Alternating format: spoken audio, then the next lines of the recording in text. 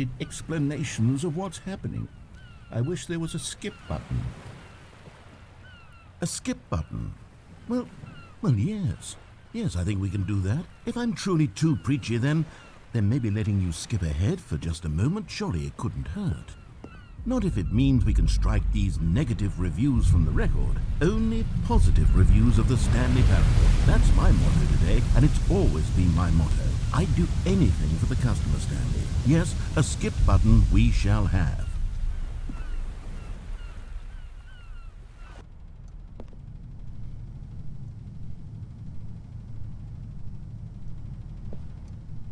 And here it is. Go ahead and give it a shot. I'll pop you forward in time so that the second my incessant droning starts to bore you, with just the push of a button, you'll have zipped right past it.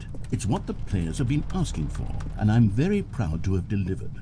No more listening to me rambling on and on and on. No. The Stanley Parable is a game for the people, and if the people want silence, then by goodness, that's what they're going to get. Well, don't sit around waiting for me to shut up. Go ahead and make me shut up. Here, we'll pretend that I've just begun an interminable monologue, and it goes something like this. The story and the choices, or what have you, and therefore by becoming it is, so on and so forth, until inevitably we all until the end of time, at which time everything all at once. So now you see, blah blah blah blah blah blah blah blah blah blah blah blah blah blah. We've eaten too much and it can't be just yet. No, until 245. Got the logic of elimination working backwards. The deduction therefore becomes impossible to manufacture. It went on for nearly 10,000 years. Until just yesterday, here and there, forward and back, and never a moment before lunchtime. It can't be. It's the only thing there is. How many billions left until so much more than forever ago? Which is why I say...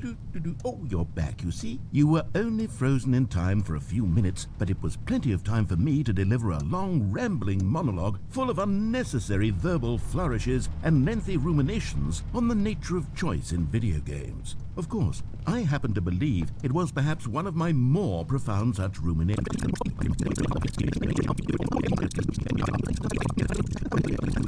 Treatise, manifesto, treatise, manifesto, treatise, manifesto.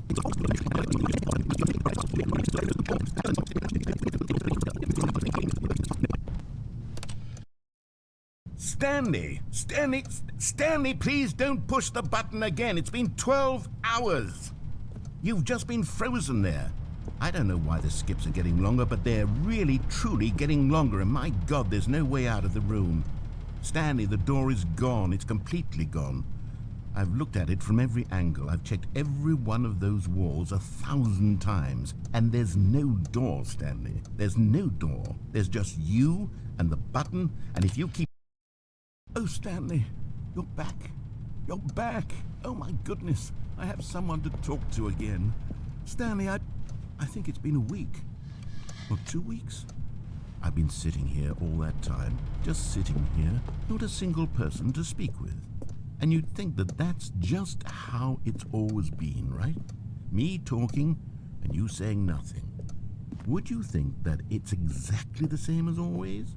Doesn't that feel like what we've already been doing? Me just talking? But it isn't, Stanley. It isn't the same at all. It isn't even close. Because I know you can't hear me once you push that button. That's what I'm realizing now, Stanley. I'm realizing that I needed to know that someone was listening. I needed there to be a vessel through which my words were moving.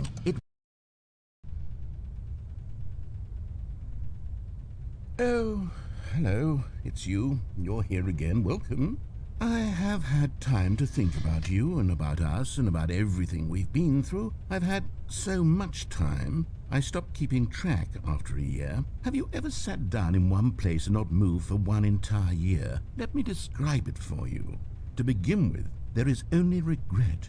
There is only the turning wheel of missed opportunities. I felt nothing at all but regret for the longest time, Stanley. Days, months. I lost it all in a blur of the deepest longing to undo the past. And when that feeling had begun to subside, what took its place is what I can only describe as the collapse of every moment I have ever experienced my entire life. All of them collapsed down into a single instant. In that instant, I could see myself clearly, calmly, with a collected heart.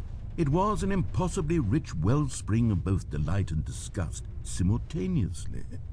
I was consumed by it. I could do nothing but wallow in it for what felt like an eternity, for what I now know was far less. You see, it was a revelation for me. It was unlike anything I had ever known. It was a space without consequence, without action or outcome. It was divorced entirely from the question of free will that you and I have squabbled over for so long. There could be no one ending, no singular outcome of events, not if all events existed in the same moment, and I felt freed. I felt unburdened by the need to manifest a particular outcome.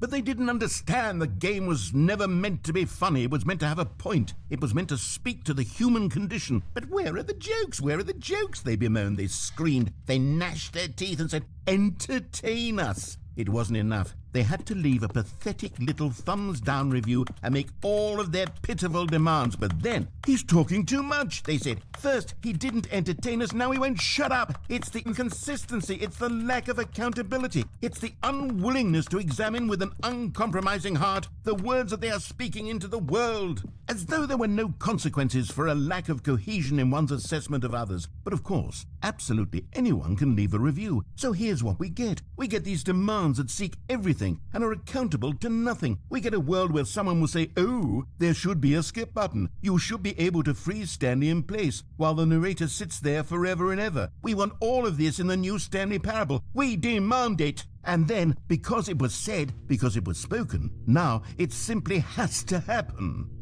The most immediate desires, every single thing demanded by every person at every moment in time. If someone wants it, then it's a crime not to bring it into being. Have we been given to indulging every fleeting whim for no reason other than to do so? Yes! Yes! It seems that this is now the world we live in. It seems that we are a people living in such